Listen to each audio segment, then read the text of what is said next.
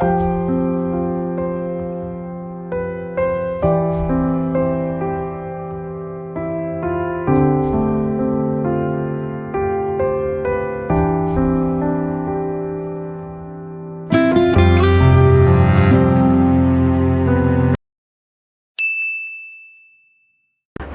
selamat datang di New Life Talks.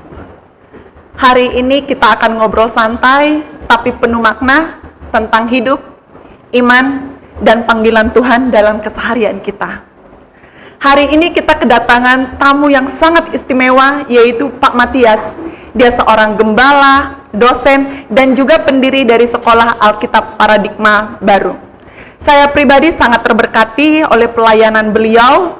Bahkan saya bisa kuliah S3 juga karena dorongan dan support dari Bapak Matias.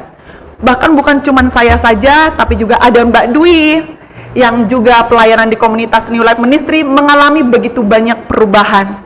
Dia sekolah dan dia sempat bertanya, Tuhan, apakah aku bisa? Aku bahkan gak lulus SD, tapi lewat kasih karunia Tuhan, dia bisa ikut sekolah Alkitab dan sekarang hidupnya dipakai Tuhan menjadi berkat di banyak tempat.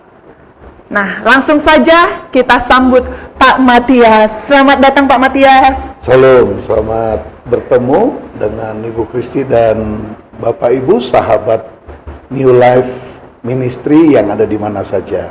Wow, terima kasih Pak atas kehadirannya. Sama-sama, puji Tuhan. Puji Tuhan ya. Terima kasih, semoga Pak Sekolah Alkitab dari Paradigma Baru dipakai Tuhan untuk menjangkau dan memperlengkapi banyak orang. Amin, amin, amin. Pak, langsung aja nih ke pertanyaan kita pertama nih Pak. Boleh dong sedikit ceritakan bagaimana awalnya Pak terpanggil untuk mendirikan Sekolah Alkitab Paradigma Baru? Baik, puji Tuhan.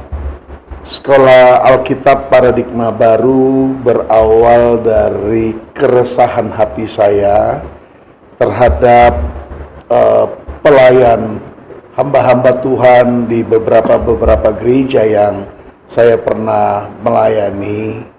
Saya melihat bahwa mereka masih banyak yang belum memahami dalam pemahaman tentang arti pelayanan. Dan ketika saya berusaha untuk berkomunikasi dengan mereka, maka saya mendapatkan bahwa ternyata banyak dari antara mereka itu yang ternyata mereka tidak punya latar belakang pendidikan formalnya. Ijazah SMA, ada yang tidak punya ijazah SMP, ada yang tamat dari sekolah dasar saja. Dan masih banyak, bahkan terutama banyak yang mereka tidak pernah belajar sekolah teologi. Nah, beranjak dari sanalah keresahan hati saya berdoa, ini kurang lebih sudah ada 5 tahun yang lalu, saya doakan, saya gumulkan, dan beberapa kali saya berusaha untuk memulai, tetapi ada keraguan, ada rintangan dan hal-hal yang apakah ini bisa terwujud, kira-kira begitu. Bu Kristi. Oke, ternyata Pak itu juga menjadi beban juga ya buat Bapak ya? Pastinya demikian, karena itu yang Tuhan taruhkan di hati saya, bagaimana saya bisa mengakomodir daripada mereka-mereka yang ternyata melayani pekerjaan Tuhan di gereja-gereja, tetapi mereka tidak punya basic dari pendidikan formalnya. Wow, luar biasa sih Pak itu Sekolah Alkitab Paradigma Baru, karena semua sekarang sekolah kan Pak, untuk mendaftarkan sekolah aja harus memenuhi syarat ya. Tapi sekolah yang Bapak buka ini terbuka bagi siapa saja, dan bahkan mereka yang tidak tamat sekolah. Ini sangat keren banget Pak, sangat luar biasa. Dan ini mungkin jadi beban Bapak juga ya? Puji Tuhan, demikian Bu Kristi. Oh, kalau begitu Pak, apa yang membedakan Paradigma Baru dari sekolah-sekolah lainnya, baik secara visi maupun pendekatan? Baik, dari nama Paradigma Baru, Tuhan taruhkan itu, di mana saya mendapatkan visi juga, seperti yang pemimpin kami, Bapak Rohani kami, juga pernah menyampaikan visi yang sama tentang paradigma baru. Jadi gereja, setiap orang percaya harus memiliki sebuah paradigma yang baru. Nah, berdasarkan visi inilah Tuhan taruhkan kepada saya untuk saya bisa memulai dengan nama Sekolah Alkitab Paradigma Baru dengan program yang cukup 1 tahun saja. Oh, jadi makna paradigma baru itu memang udah dari sana ya Pak ya, ada visi yang Tuhan taruh dalam hati Bapak ya Pak ya? Betul, untuk Bu. membuka sekolah ini, jadi itu maknanya ya Pak? Ya, itu arti makna daripada Sekolah Alkitab Paradigma Baru. Jadi itu sebabnya paradigma baru itu saya gunakan, kami gunakan untuk menjadi nama daripada Sekolah Alkitab yang ini. Bapak sekarang dirikan. Ya, karena memang pendidikan di paradigma baru itu memang adalah pola pendidikan yang kita memang adalah sebuah mindset yang baru, paradigma baru. Iya. Kita mulai meninggalkan dan melepaskan formalitas-formalitas yang selama ini membuat banyak orang tidak mendapatkan kesempatan untuk mereka mendapatkan pendidikan, khususnya di pendidikan teologi. Kira-kira begitu. Oh, jadi sangat bagus sekali ya Pak ya, paradigma baru ini artinya ada sesuatu hal yang sangat membangun di dalam pelayanan maupun sekolah Alkitab ya Pak? Betul, jadi paradigma baru ini Sekolah Alkitab untuk membantu teman-teman, anak-anak muda, pelayan-pelayan yang memang mereka ini punya satu, pertama adalah syaratnya kerinduan. Kerinduan mereka. Yang kedua ingin di-upgrade diri mereka. Yang ketiga mereka rindu punya pemahaman dan pengetahuan untuk memperlengkapi pelayanan-pelayanan mereka di dalam pelayanan-pelayanan yang ada di gereja, pelayanan di ministry, di mana saja. Wow. Kira-kira begitu. Luar biasa ya, namanya juga udah paradigma baru. Amin. Ya Pak, yang melahirkan orang-orang yang benar-benar memiliki kerinduan yang melalui pelayanan di mana saja ya Pak ya, baik di sekolah Alkitab maupun di pelayanan dimanapun ya Pak ya. Dan ini juga Pak, ada salah satu juga nih murid Bapak juga nih, namanya Mbak Dwi. Dia juga dapat merasakan gitu Pak, yang luar biasa paradigma baru ini gitu Pak, ada satu kerinduan gitu. Amin. Mbak Dwi ini adalah salah satu murid Bapak yang sangat diberkati dengan program sekolah Alkitab paradigma baru ini Pak. Dia bahkan tidak lulus SD, dia saat ini dipakai Tuhan sangat luar biasa Pak. Yang dia pernah sempat berpikir, apakah aku bisa Tuhan? Apakah aku bisa Tuhan? Dan dia mengatakan, oh Tuhan, Engkau baik sekali gitu. Tidak lulus SD sampai sekarang dia dipakai Tuhan melayani. Amin. Wow, luar biasa. Mbak Dwi, bagaimana perasaan Mbak Dwi nih sekolah Alkitab paradigma baru? Boleh share ke teman-teman yang lain juga bisa ikut bergabung nih gitu. Ya, saya di sekolah paradigma baru makin lama makin saya belajar, makin saya mengetahui apa yang sebelumnya saya nggak tahu gitu. Yang tadinya saya nggak tahu, saya belajar semakin dalam, semakin mengerti, oh ini loh yang seharusnya kita nggak lakuin, yang seharusnya yang kita nggak ketahuin, itu semua kita buka di situ di paradigma baru, dan itu saya bersyukur. Dan waktu dulu saya bisa berpikir gini, apakah bisa saya untuk bersekolah Alkitab, karena saya memiliki kerinduan agar Tuhan pakai lebih saya untuk menjadi alatnya Tuhan. Amin. Dan puji Tuhan, pas ada pemberitahuan dari Bu Kristi bahwa ada sekolah yang akan menerima murid tanpa ijazah, itu saya bersyukur sama Tuhan. Saya bilang, Tuhan terima kasih, mungkin ini ya jawaban doa-doa yang saya panjatkan kepadamu. Melalui paradigma baru saya belajar, oh ternyata tanpa saya lulus SD pun saya bisa Tuhan izinkan saya untuk bisa sekolah Alkitab sampai saat ini. Amin. Wow, luar biasa ya kisah nyata dari Mbak Dwi. Nah, saya mau bertanya kepada Pak Matias nih, setelah Bapak mendengar ya dan merasakan ya kisah dari Mbak Dwi, apa yang Bapak rasakan setelah mendengar kesaksian tersebut? Iya, puji Tuhan. Nah, kehadiran paradigma baru bagi sosok Dwi merupakan sebuah jawaban doa yang dalam pergumulan bertahun-tahun mungkin dan kerinduan Dwi. Ya, Itu sebabnya paradigma baru ini adalah sekolah yang tidak mensyaratkan terutama ijazah formal untuk melayani pekerjaan Tuhan, untuk menjadi hamba Tuhan yang dipakai Tuhan. Tuhan tidak pernah menuntut pendidikan formal. Ya, walaupun memang kita harus memang mengasah diri, harus mengupgrade diri, kita harus memang memiliki pendidikan. Tetapi sekolah paradigma baru tidak mensyaratkan bahwa yang bisa datang ke sekolah paradigma itu adalah orang yang punya ijazah. Ya. Bahkan dia yang tidak punya ijazah, yang tadi saya katakan punya kerinduan Betul. dan ingin di-upgrade diri dia, rindu ingin punya pengetahuan tentang teologi, maka kita akan buka kesempatan itu. Amin. Amin. Itu yang kami lakukan. Dan Dwi, seorang anak muda wanita yang saat ini sudah bergabung di paradigma baru, walaupun memang masih baru perjalanan, baru 6 bulan sekolah ini berjalan, tapi saya sudah melihat bahwa campur tangan Tuhan itu dahsyat dan luar biasa. Gitu Bu Kristi. Wes, bener Pak, saya dapat ngerasain juga Pak bahwa memang dahsyat pekerjaan Tuhan atas Amin. sekolah Alkitab paradigma baru ini Pak. Dan apa harapan Bapak nih untuk anak-anak muda gitu supaya mereka dapat dipakai Tuhan di usia muda? Baik, sesuai dengan apa yang kita lihat tentang zaman hari-hari ini, bahwa kedatangan Tuhan itu sudah tidak lama lagi. Tuhan membutuhkan penuai-penuai, Tuhan membutuhkan pelayan-pelayan, orang-orang yang mau melayani. Sekolah paradigma baru bukan saja terbuka buat orang muda, siapa saja, baik orang-orang dewasa secara usia yang memang punya keterbatasan formalitas ijazah bisa bergabung. Apalagi paradigma baru sangat luar biasa memberikan kesempatan kepada siapa saja yang boleh bergabung dengan hanya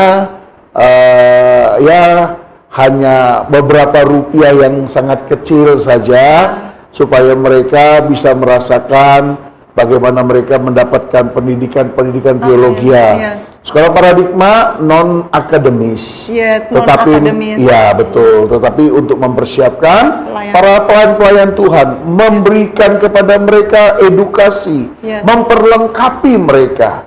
Bahwa itulah pelayanan hari-hari ini di akhir zaman. Kita harus melakukan pelayanan untuk memberikan pendampingan kepada hamba-hamba Tuhan, pelayan-pelayan Tuhan. Wow, luar biasa ya Pak visi misinya ya, keren banget sih. Memang akhir-akhir ini harus banyak penuaian jiwa ya Pak ya untuk anak-anak muda sekarang. Kita lihat ya Pak ya, aduh sangat minim tentang pengetahuan kebenaran firman Tuhan. Jadi program ini sangat bagus sekali Pak. Bukan hanya itu, juga ada Bapak juga yang namanya Jen, kalau nggak salah Pak, dia masih sekolah kelas 3 SMA, dia sudah mengikuti sekolah paradigma baru ini loh Pak. Artinya dia sudah mempersiapkan dirinya nih Pak, gitu ya, untuk menuai banyak jiwa nih ya. Nah Pak, pesan Bapak untuk mereka mungkin kan sedang bergumul nih Pak, anak-anak muda yang saat ini, Tuhan nggak mungkin pakai orang seperti saya. Bagaimana pesan Bapak untuk anak-anak muda yang di luar sana yang berpikiran seperti itu Pak? Baik. Bagi semua, bukan cuman orang-orang muda, tapi siapapun Anda yang ada di luar sana, jangan pernah berpikiran yang negatif tentang Tuhan. Amin. Tuhan ciptakan kita dengan seluruh kesempurnaan yang ada pada diri kita, harus dimanfaatkan, digunakan untuk mempermuliakan Tuhan. Bahwa setiap generasi muda, orang-orang siapa saja, mari bergabung di sekolah paradigma baru. Bapak Ibu, Saudara, anak-anak muda, kita harus menjadi orang yang cinta mati-matian kepada Tuhan dan tidak kompromi dengan dosa di akhir zaman. Siap untuk menjadi penuai yang dipakai Tuhan untuk mempermuliakan Tuhan. Si Tuhan. Amin. Wow, tuh pesan ya buat anak-anak muda sekarang ya, harus banyak penuaian ya Pak yang terjadi ya, cinta mati-matian kepada Tuhan dan tidak kompromi terhadap dosa. Ya, jadi bagi anak-anak muda di sana yang merasa minder, nggak mungkin Tuhan pakai orang seperti saya. Semua orang bisa dipakai Tuhan, yang penting mau ya Pak ya. Amin. Mau ya Pak ya, itu Mau. yang paling penting. Kita lihat tadi ya, kita saksikan bagaimana kisah seorang Ya. Mbak Dwi, dia tidak lulus SD. Dia katakan, kapan saya Tuhan, tapi saya tidak bisa, tapi Tuhan bisa memampukan. Amin, Yang penting amin. datang kepada Tuhan. Yes. Semua bisa. Ya, Tiada yang tak terkecuali, yang penting kita mau. Itu intinya Pak ya, mau. intinya kita mau. Wow, luar biasa Pak ya. Ya. Pak, Bapak ini kan selain juga sebagai dosen, ya, juga bahkan gembala, Ya. ya, juga sebagai suami dan pendiri sekolah Alkitab, ya kan Pak? Ya. Bagaimana sih Bapak mengatur waktu agar semuanya berjalan dengan baik Pak? Haleluya. Itulah desain Tuhan terhadap kita manusia. Tuhan kasih 24 jam satu hari. Pasti apa yang Tuhan sudah desain itu tidak ada yang keliru dan tidak ada yang salah. Bagi saya tidak ada istilah tidak ada waktu. Selalu ada waktu. Nah, bagaimana caranya kita memanfaatkan waktu yang ada? Nah, ini yang terpenting bagi kita, mengatur waktu-waktu yang ada supaya waktu-waktu yang ada itu bisa kita gunakan secara maksimal untuk keluarga, untuk pelayanan, untuk mengajar, untuk banyak hal lain. Itu tergantung pada manajemen pribadi kita, manajemen waktu yang kita harus betul-betul ya siasati dalam diri kita. Kira-kira begitu, Ibu Kristi. Wow, luar biasa ya Pak ya. Amin. Keren banget ya Pak Matias, ini nggak salah kalau hari ini kita menghadirkan bintang tamu kita Pak Matias ya. Pak, selain Bapak sibuk banget, benar-benar sibuk banget kalau saya perhatikan ya Pak. Apalagi Bapak tadi saya dengar Bapak kan sekolah, melanjutkan sekolah nih Pak ya, kuliah ya. Iya, Di puji bagian Tuhan. hukum kan. Wah, tambah sibuk nih Pak. Nah, Ya. begitu banyak aktivitas kegiatan Bapak ya Pak ya. Bagaimana Bapak menjaga api supaya hubungan Bapak dengan Tuhan itu tetap menyala-nyala? Ya, yang pasti saya menyadari bahwa saya adalah manusia dengan penuh keterbatasan. Tetapi saya menyadari bahwa saya masih sehat. Saya masih diberikan Tuhan kesempatan. Nah, ini yang saya gunakan. Kenapa saya mau studi, sekolah, mengambil pendidikan hukum? Saya rindu apa yang saya lakukan bermanfaat, yang pertama kepada kemuliaan Tuhan. Yang kedua, saya lakukan itu supaya saya bisa mensupport pekerjaan Tuhan. Jadi saya lakukan itu supaya saya selesai, saya dapat berkat, dapat rezeki, dapat uang untuk mendukung pelayanan-pelayanan, mendukung sekolah paradigma baru dan yang lainnya. Nah, itu yang saya lakukan. Makanya sebab itu ya waktu yang ada itu saya pergunakan dengan sebaik-baiknya. Kira-kira begitu, Bu Kristi. Oh, dan apa yang membuat Bapak memberikan diri kepada Tuhan gitu untuk mendukung banyak orang ya? Bukan saya aja yang Bapak dukung nih, masih banyak nih yang belum saya ketahui nih. Amin. Ya kan? Bagaimana Bapak mendukung ketika Bapak sedang lemah gitu atau sedang lelah gitu, Pak? Iya. Apakah pernah di posisi itu tetap mendukung gitu, Pak? Ya, wajar manusia ada titik di mana kita mengalami kelemahan, ada kadangkala kita merasa ditolak, ada kadangkala kita merasa sendiri. Tetapi Bapak Ibu jangan pernah lupa, Bu Kristi, bahwa Tuhan sudah naik ke sorga, Yesus, tapi dia bilang, aku akan kirim Roh Kudus Amin. sebagai penghibur yang akan memberi kekuatan. Ya sudah, gak ada yang lain, rahasia yang lain saya lakukan, hanya saya minta Roh Kudus kasih saya kekuatan, kasih saya penghiburan, kasih saya semangat kembali. Itu saja. Gitu. Gitu aja ya Pak ya. Iya dong. Jadi kita itu sebenarnya nggak sendiri ya Pak ya. Ada Roh Kudus. Ada ya. Roh Kudus. Roh Kudus itulah yang memampukan kita. Amin. Betul. Ya, dibalik semua pengalaman Bapak yang super sibuk, bahkan juga kadang lelah, capek ya Pak ya. Tapi yang membuat Bapak tetap kuat untuk mendorong semua orang gitu ya Pak ya. Amin. Karena Roh Kudus di Roh dalam Kudus. diri Bapak ya Pak ya. Amin. Luar biasa ya Pak ya, Haleluya. Roh Kudus. Nah, bagi para pendengar nih saat ini ya, kamu pasti bisa. Ya, Yes. Tuhan pasti dapat pakai kamu. Amin. Dan kita bisa sampaikan bagaimana Pak Matias dipakai Tuhan sangat luar biasa. Di luar kesibukannya, dia tetap bisa dipakai Tuhan. Amin. Bahkan sampai saat ini masih melanjutkan pendidikan hukum. Wow, keren banget. Dan itu Haleluya. benar-benar super sibuk nih, Pak. Amin. Pak, apa pesan terakhir Bapak nih bagi mereka yang mungkin saat ini kehilangan harapan atau merasa nggak layak dipakai Tuhan nih, Pak? Iya. Apa harapan Bapak? Bapak Ibu Saudara semua, teman-teman muda, tidak ada dalam kamus kehidupan kita sebagai orang percaya yang tidak punya pengharapan. Pengharapan itu Alkitab katakan seperti sau yang dilabuhkan. Sau yang dilabuhkan seperti jangkar yang dilabuhkan untuk kapal agar tidak terombang-ambing. Bapak Ibu dengar baik-baik bahwa pengharapan di dalam Kristus adalah pengharapan yang pasti. Amin. Pengharapan di dalam Kristus adalah pengharapan yang tidak akan pernah mengecewakan kita. Yes. Amin. Tetap percaya kepada Tuhan Yesus, tetap melekat kepada Tuhan Yes. Yesus, tetap punya iman kepada Tuhan Yesus. Maka Dia yang akan memenuhi segala harapan kita, iman kita, kerinduan kita, cita-cita kita di dalam Dia. Tetap semangat. Wow, luar biasa nih Pak. Nah, bagi para pendengar, terima kasih banyak Pak Matias, sungguh Amin. luar biasa dan menguatkan kita saat ini. Ya. Tetap semangat. Tetap Kamu semangat. pasti bisa. Kamu bisa. Kamu bisa. Kalau Pak Matias bisa, kita pasti bisa. Kita Tuhannya pasti tetap bisa. sama, ya Amin. kan Pak? Ya Tuhan seperti sama. Tuhan sama, ya. Hari ini kita telah belajar bahwa Tuhan tidak melihat ijazah, Ya. status atau masa lalu. Ya. Yang Dia cari adalah hati Hati. yang mau dibentuk Amin. dan taat kepadanya. Buat teman-teman pendengar New Life Talks, ingat ini ya, Tuhan tidak memanggil yang layak, Haleluya. tapi Dia melayakkan yang dia panggil. Amin. Kalau kamu merasa kecil, Tuhan bisa buat kamu jadi terang. Kalau kamu merasa gagal, Tuhan bisa ubah jadi kesaksian. Amin. Sampai jumpa di episode berikutnya. Jangan lupa follow dan share ke teman-teman kamu supaya podcast ini memberkati banyak orang di luar sana.